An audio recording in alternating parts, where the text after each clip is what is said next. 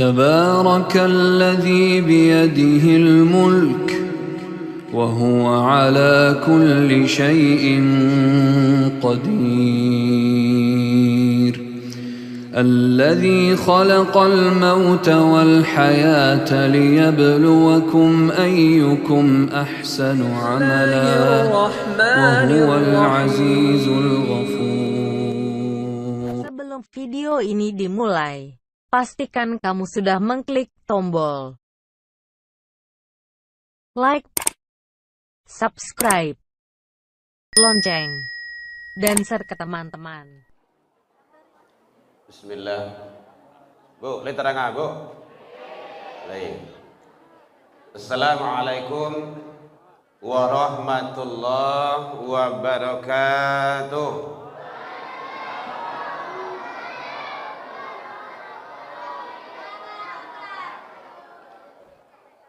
Alhamdulillahilladzi unzilal Qur'an hudan linnas wa bayyinatin minal huda wal furqan.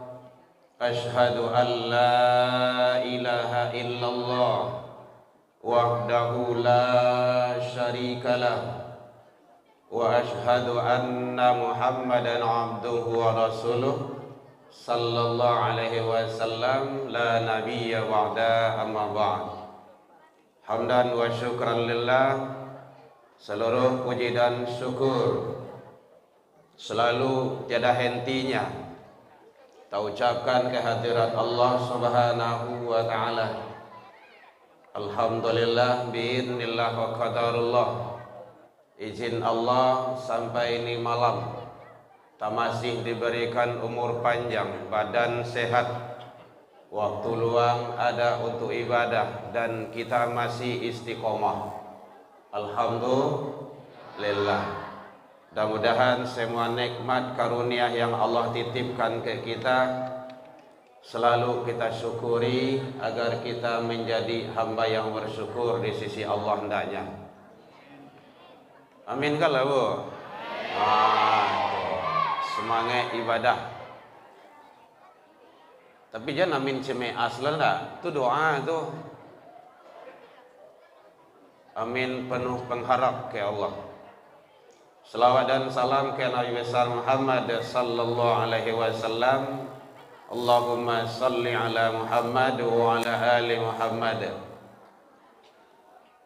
Rasul akhir zaman sebagai junjungan kita, panutan bagi kita, harapan dan tumpuan hidup kita dunia akhirat. Semoga kita bisa bersama Rasul nanti di surganya Allah Subhanahu wa ta'ala. Amin ya Rabb.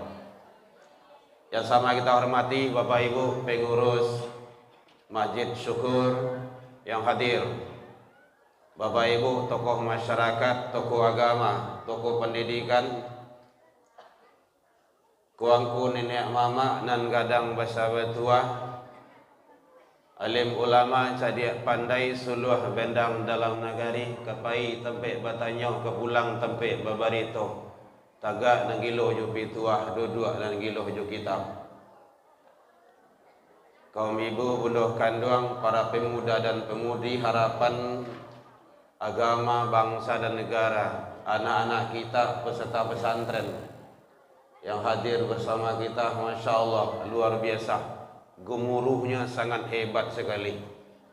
Tapi tak kalah solat tak satu pun yang suara. Ini hebatnya di sini nih. Ini entah panitia yang hebat, bapak ibunya yang mendidik yang sangat luar biasa. Yang jelas sudah sukses itu. Kadang dari awal sampai akhir mulai di pasaraya saja, tak masuk dalam solat. Di sini dalam solat, Masya Allah, ini benar-benar ini. Bukan memuji Bapak Ibu, memang itu adanya. Dan satu malam ini di sini saya lihat memang hening dan khusyuk kita dalam ibadah. Luar biasa. Bapak Ibu hadirin kaum muslimin, kalau tema diberikan panitia nuzul Quran, biasanya nuzul Quranku sudah tarawih. Tapi panitia kau tahu mungkin siap tarawih kau jangan pulang sesedoleh. Atau tinggal ustaz sekoleh gitu. Maka diambillah waktu dan kita manfaatkanlah sebaik-baiknya Bapak Ibu. Tidak lama, lebih kurang 10 menit lah. Gitu. Kalau tidak lebih kurang tuh mah. Kalau tidak kurang lebih gitu. Yang jelas sudah jalan 4 menit. Nah, gitu. Bapak Ibu hadirin kaum muslimin, kalau diurai panjang lebarnya masalah Al-Quran, habis air laut itu untuk sebagai tinta menguraikannya, tidak akan habis-habisnya itu Al-Quran. Diambil rantiang-rantiang yang ada di hutan itu sebagai pena, tak akan selesainya itu Al-Quran diuraikan. Begitu luas samudra Al-Quran itu. Kita sekarang yang penting-penting saja. Itu nampak dulu. Tidak banyak Bapak Ibu, hanya 2. Bu, boleh terang Bu? Tidak, mau kasih ibu-ibu yang duduk berkompok-kompok ni nah. Ibu-ibu di pojok ni. Yang ibu kau banyak lah macam kau. Oh, nak ya? Ya. Awak nak je dari amak awak. Ya, calon ibu-ibu lah gitu kan. Jadi 2 hanya pembahasan, hanya 2 tentang nuzul Quran malam ini. 1, manfaat membaca, mempelajari Al-Quran. 2, bahaya melupakan Al-Quran. 2 adalah tu. Mudah-mudahan selesai dalam waktu 10 menit ini. Kalau tidak selesai, tahun wisu alai. Kalau duit je. Bapak Ibu hadirin kaum muslimin rahimakumullah. Ternyata Al-Quran itu adalah sangat luar biasa. Apalagi kalau dapat dibaca oleh ahlinya. Salah satu contoh oleh imam kita tadi. Masya Allah. Yang sama kita muliakan Al-Mukarram, Al-Mutakramun. Semoga beliau panjang umur. Amin kalau Bu. Sehat selalu. Anak istri bertambah. Maaf Ustaz. Itu diaminkan jamaah tu pandai-pandai saya Ustaz dulu tu. Alah punya istri ya Bu? Alun lah. Alah lun. Alun. Ibu tandailah dari kini lah itu. Karena ahli Al-Quran. Ahli Al-Quran itu salah satu manusia yang mampu memberikan nanti syafaat, pertolongan di hadapan Allah di akhirat. Ada 10 orang yang diselamatkan oleh Al-Quran itu. Itu hebatnya. Bapak Ibu hadirin kaum muslimin rahimakumullah. Kita lihat di dalam Al-Quran surah Ali Imran ayat 164, Allah subhanahu wa ta'ala menyampaikan, laqad mannallahu 'alal mu'minin. Sungguh berubah mic awak mah. Suara Ustaz dekari mah, aku dilambean gitu. Memang suara vokal Bapak Ibu, keras. Tambah mic rancak loh itu kan. Nyambung tuh. Sungguh ada taukid di situ. Kalau bahasa awalnya sungguh yo bana-bana yo. Kan ada dulu dalam Al-Quran surah Al-Ahzab itu, laqad kana lakum fi Rasulillah. Sungguh telah ada pada diri Rasulullah itu. Kayak gitu. Di sini juga Allah sampaikan, sungguh Allah benar-benar memberikan kepada orang-orang yang beriman itu. Jadi Allah berikan ke orang yang beriman. Dan Allah janji sungguh, serius. Tuh. Iyo batu-batu iyo. Ndak garah-garah doh. Itu kalau bahasa awak kayak itu. Yang diutus diberikan oleh Allah Subhanahu wa taala rasulan min anfusihim. Seorang rasul diutus oleh Allah dari kalanganmu sendiri. Kenapa bahasanya kalanganmu sendiri? Di kala itu, Bapak Ibu hadirin kaum muslimin, umat di saat itu berbahasa Arab. Rasul dari bangsa Arab. Al-Quran dengan bahasa Arab. Jadi ada jaminan. Bu, boleh terang Bu? Lempet lah gua gelombang gua. Ya, enggak. Begini Bapak Ibu. Satu, saya pernah belajar ilmu komunikasi. Kalau seandainya jamaah tu lari bui, berhenti selesai. Nah, gitu. Itu isyarat do sebenarnya itu. Yang kedua, saya membacakan Al-Quran. Kalau dalam Al-Quran surah Al-Araf tuh, wa idza quri'al Quran fastami'. Kalau ada orang baca Al-Quran, kedengaran baca Al-Quran, istami'. Dengar. Ansit. Diam. Kalau dengar, kalau diam, Allah akan berikan rahmatnya. Awak khawatir beko kena dengan melanggar ayat itu. Dalam sholat pun Bapak Ibu, dalam khutbah pun, itu tidak boleh ribui.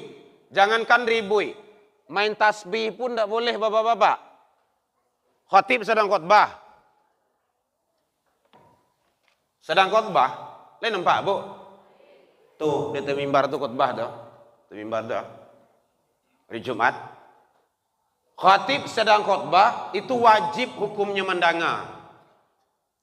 Main tasbih pun tidak boleh. Kan zikir tuh, subhanallah, subhanallah, kan gitu. Tidak boleh itu, melanggar ayat itu. Istami', dengar. Ansit, diam. Awak khawatir dengan ayat itu. Bahkan dalam solat sekalipun, solat jahar, kalau ada imam membaca, itu Bapak Ibu jangan baca. Dengar, diam. Tugas awak itulah dibawa di imam. Judulnya tadi kan awak kan mengikut imam. Iya kan? Ya kalau mengikut imam, ikuti imam itu mukasinya, imam membaca, tidak membaca lah doh. Seluruh bacaan kita itu sudah ditanggung oleh imam. Qiraatul imam, qiraatul jamaah. Jadi bacaan imam itu sudah bacaan jamaah itu. Jadi awak khawatir ke situ Bapak Ibu. Lain dah Bapak Ibu. Alah, lawaran ini kok. Ini lah sama ini. Bapak Ibu hadirin kaum muslimin rahimakumullah. Jadi ternyata Al-Quran tersebut adalah sangat menentukan bagaimana kita, hubungan kita dengan Allah Subhanahu wa Ta'ala. Jadi Al-Quran itu adalah kalam Allah, ucapan Allah, firman Allah, suci. Ini jangan dimain-mainkan. Ini ucapan Allah ini Bapak Ibu. Bukan perkataan siapa-siapa. Tidak ada campur tangan manusia, tidak ada di sini. Makanya bahasanya kalam Allah. Perkataan Allah. Jadi mulia, suci.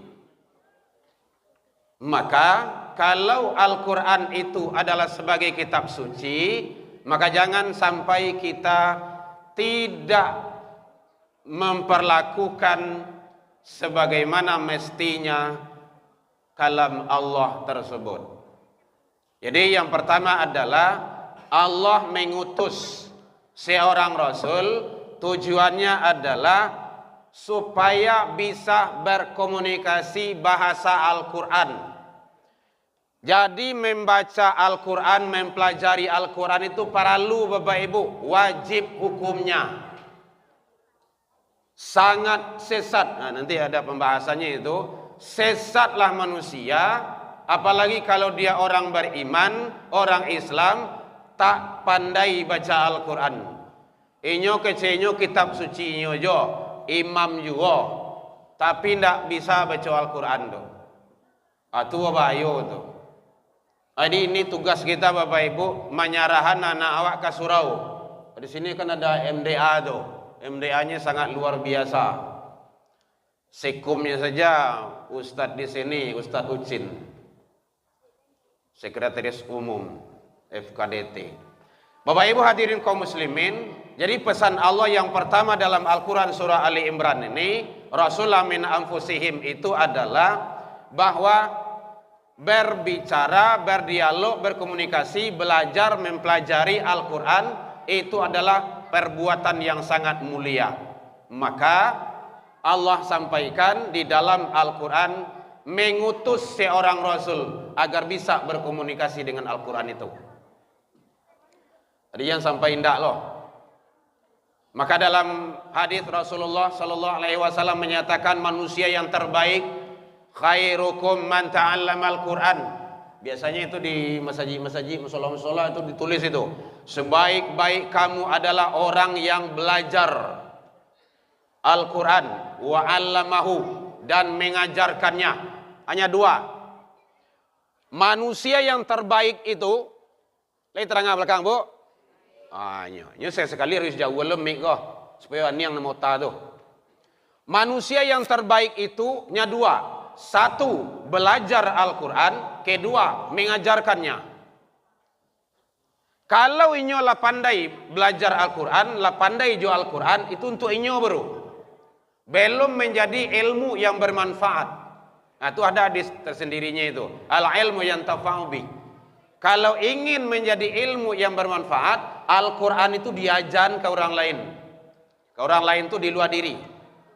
Makanya Bapak Ibu, ada awak anak kete di rumah, atau ibu-ibu muda, bapak-bapak muda, yang baru anak masih kecil-kecil, kok dape, andaknya bukan kok dape ya, usahakan, pastikan, ngajar Al-Fatihah tu awak sebagai orang gaib ke anak.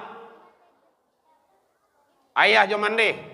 Kenapa? Ratu-ratu Al-Fatihah tu selalu dibaca. Paling acok dibaca. Baik Bapak Ibu, kita buka acara kita membacakan Al-Fatihah. Fatihah. Dalam sholat, Al-Fatihah. Apa saja kegiatan sering dibuka dengan Al-Fatihah. Setiap diamalkan itu mengalir pahala dan kebaikannya kepada yang mengajarkannya. Itu makanya orang tua. Jadi jangan sampai orang tua tidak bisa dan tidak mau mengajarkan anak dengan Al-Quran. Jadi manusia yang terbaik itu adalah dia mempelajari Al-Quran dan mengajarkannya kepada orang lain. Jadi ternyata Bapak Ibu, guru-guru Al-Quran itu adalah makhluk manusia yang sangat mulia di sisi Allah dan Rasul. Jadi Bapak Ibu, kalau ingin mencari menantu, carilah ahli Al-Quran. Masukkan yang tadi beliau itu.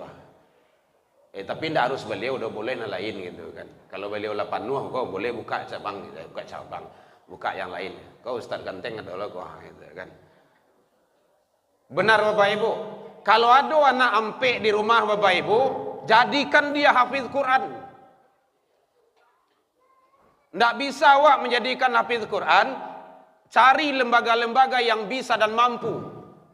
Ada, bisa, banyak MDA, TPQ, rumah tahfiz sekarang, pondok-pondok Al-Quran dan lain-lainnya, banyak.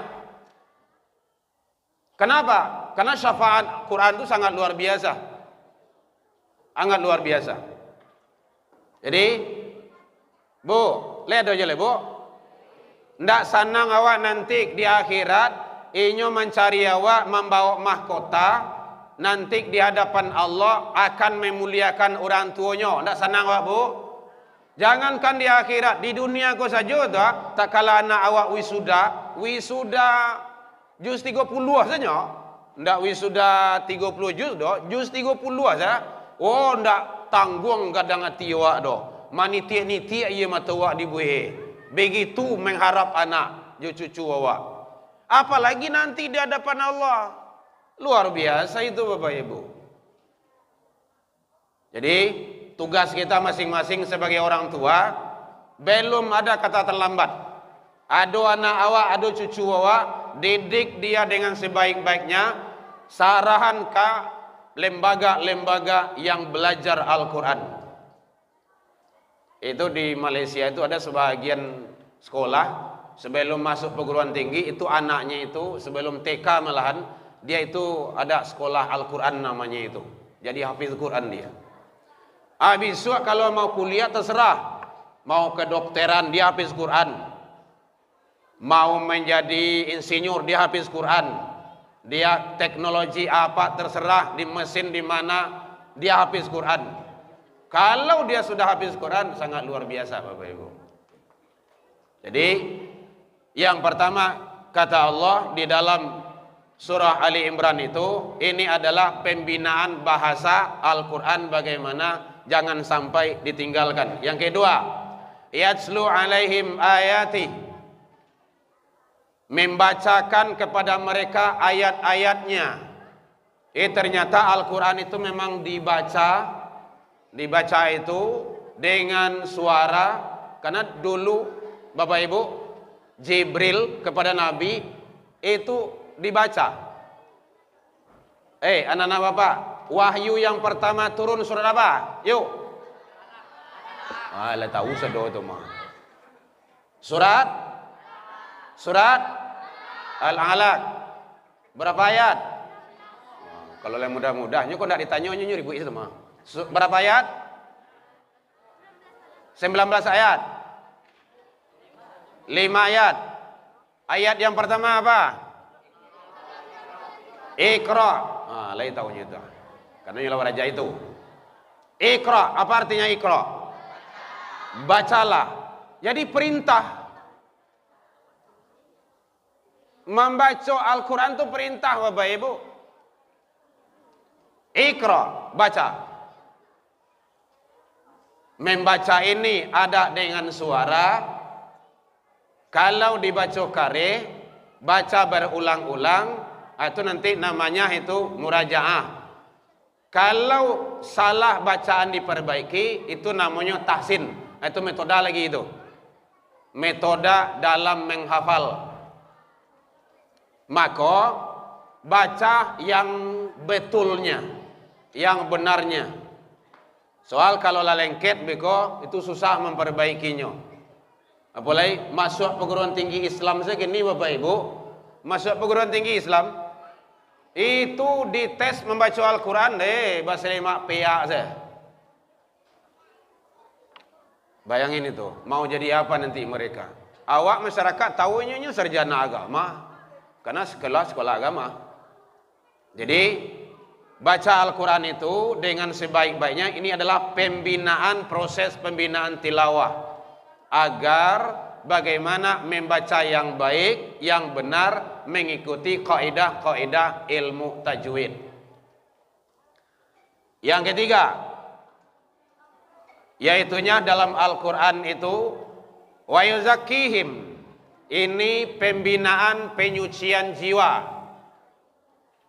Dengan banyak membaca Al-Quran, maka karat-karat jiwa-jiwa manusia itu akan bersih. Kata Rasul, hati manusia itu berkarat bagaikan karatnya besi. Ditanya oleh sahabat, ya Rasulullah, mahalumma ya Rasul, baca rubi ya Rasulullah. Kata Rasul, obatnya adalah qiraatul Quran, banyak baca Al-Quran, wa dzikrul maut, dan banyak ingat akan kematian. Jadi banyak membaca Al-Quran, banyak ingat akan kematian, hati manusia itu akan hilang dari karat-karatnya. Ini kata sahabat tanya kepada Rasul, karena Rasul menyatakan Al-Quran itu baik semuanya. Kalau tidak percaya, cobalah Bapak Ibu. Ada orang sakit gigi, iduan dansa atau DJ atau musik-musik anu tua, bah kira-kiranya marabunya tu mah. Coba iduan Al-Quran. Cobaan saya dulu. Ini tahu karena Al-Quran itu adalah syifa, obat, lima fis sudur, bagi dada-dada orang-orang yang beriman itu. Jadi wa yuzakkihim, membersihkan jiwa. Maka Allah menyampaikan dalam Al-Quran, qad aflaha man zakkaha, beruntung sangatlah orang yang menyucikan jiwanya. Dengan apa? Dengan perbanyak membaca Al-Quran.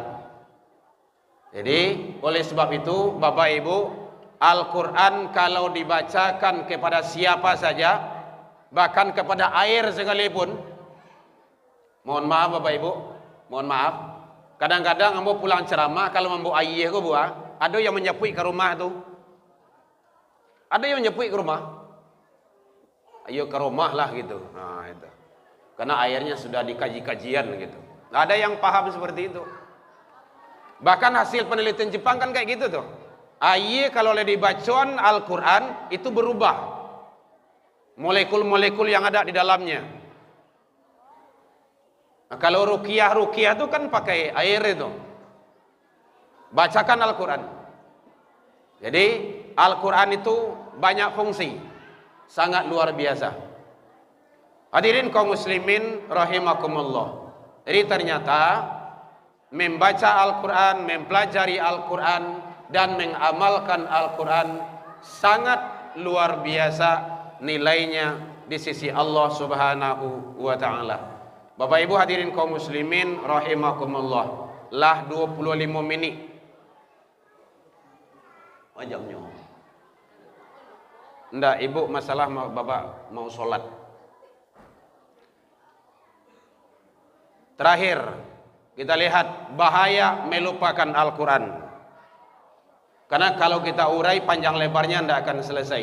Al-Quran itu luas, sangat luas sekali. Bahaya melupakan Al-Quran bagi orang-orang yang melupakan Al-Quran itu satu, dhalalun mubin, dia berada dalam kesesatan yang nyata. Kalau Bapak Ibu ingin tahu manusia yang paling fasik dunia, jangan tunjuklah kawan, jangan tunjuklah, bekolah nunjuk-nunjuk tu. Kalau ingin tahu manusia yang fasik dunia dan akhirat, yang tak pernah baca Al-Quran, di dadonya tu tak ada Al-Quran tu. Mulai baca Al-Quran nyo lari, sama lo jo, tu ibu nyebut itu ndak ambo tu dah, sama jo setan gitu kan.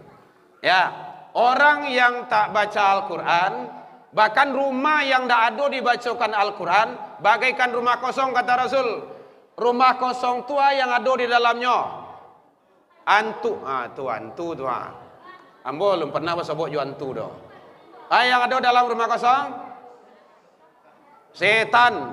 Apalagi di dalam rumah yang dibaca Al-Quran tu setannya sudah tu mah. Apalagi kalau ada Bapak Ibu kamar ampe di rumah 5 isi sedoe, lakukan aktivitas, mungkin dibuat untuk sholat, ganti baju, untuk pertemuan. Jangan ada yang kosong. Kalau ada kamar kosong cik, tunya situ tuh jin tadi itu. Mulai kalau kamarnya remang-remang lah, lampu mati, duit-duit mati lah, tu bayo tuh. Jadi rumah kalau tidak dibacakan Al-Quran bagaikan rumah kosong kata Rasul. Banyak makhluk-makhluk jahat yang berada di dalamnya. Kadang-kadang menjaga anak-anak jo ampe sebagai langsung sampai. Ndak dari 1 doh, 1, 2, 3 ndak. Kadang baca cari-cari sebagai menjaga anak-anak, bayang tu. Baca caranya kabisah tu. Jadi satu, bahaya melupakan Al-Quran adalah dia berada dalam kesesatan yang nyata. Yang kedua, dikung kharaj, dadanya terasa sempit, inyo merasa bana seorang saya, ndak namu menerima kebenaran, inyo suku mencari kesalahan orang saya. Datang ke rumah saji, hanya cari laporan keuangan, mana? Kok kamu lebih tinggi Nya pe mencari itu saja, mencuki-cuki saja, ndak tempat lain, siko ndak ada, tempat lain. Kuah lo nyubuh kuah. Ado saya tu. Orang salah sadoe. Kenapa tu? Karena dia punya pikiran-pikiran yang ndak baik kepada orang lain. Jadi oleh sebab itu, mari jangan sampai Al-Quran ditinggalkan. Yang ketiga, ma'isyatan dangka. Orang yang melupakan, yang jauh dari Al-Quran, kehidupannya selalu merasa sempit. Sampai seutak tu dibuat karena berang kepanjang saya. kalaki bangi saya, kacucu berang saya, barau-barau sih si paru itu saudara barau-barau tahu bu, baru api saya, ndak ada yang elok saya lah do, pamberang tanah. Kenapa itu? Al-Quran itu tidak dibiasakan di dalam diri. Jadi oleh sebab itu jangan sampai Bapak Ibu Al-Quran itu ditinggalkan dan diabaikan. Untuk lebih jelasnya silakan dilihat nanti di dalam bagaimana bahaya melupakan Al-Quran itu di dalam kitab-kitab hadis dan Al-Quran itu sendiri, karena bahaya melupakan Al-Quran itu tidak ada keselamatan hidup dunia dan akhirat. Mudah-mudahan Allah ridho kepada kita. Mohon maaf Bapak Ibu agak panjang sedikit, 29 menit. Lain tidak sampai 30 dong. Apa nyebut isiko 30 tadi ya. Jadi terakhir saya di sini karena ini adalah malam terakhir di subuh sudah kemarin. Maka saya selalu minta doa kepada Bapak Ibu untuk kepada anak-anak cucu kita agar mereka istiqomah selalu dalam kebaikan dalam Al-Quran. Kita doakan karena saudara kini di sana awak kini sedang ibu gini kok. Mudah-mudahan tidak ada imbasnya terhadap orang Islam. Karena semua itu adalah sudah menjadi ketentuan dalam siklus kehidupan. Alfa minkum, salah dan janggal mohon dimaafkan. Salah ke Allah kita taubat, salah ke manusia saling maaf memaafkan. Ilal liqa fastabiqul khairat wabillahi taufik wal hidayah. Wassalamualaikum warahmatullahi wabarakatuh.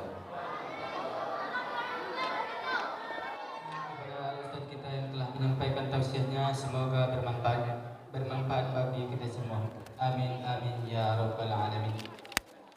Adapun infak Ramadan tanggal 4 Maret 2026, pembangunan Rp245.000, anak yatim piatu Rp234.000, MDTA